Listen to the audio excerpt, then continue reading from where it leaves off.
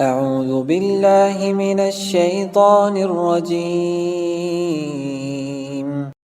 وما منعنا أن نرسل بالآيات إلا أن كذب بها الأولون وآتينا ثمود الناقة مبصرة فظلموا بها وما نرسل بالآيات إلا تخويفا وإذ قلنا لك إن ربك أحاط بالناس وما جعلنا الرؤيا التي أريناك إلا فتنة للناس والشجرة الملعونة في القرآن ونخوفهم فما يزيدهم إلا طغيانا كبيرا.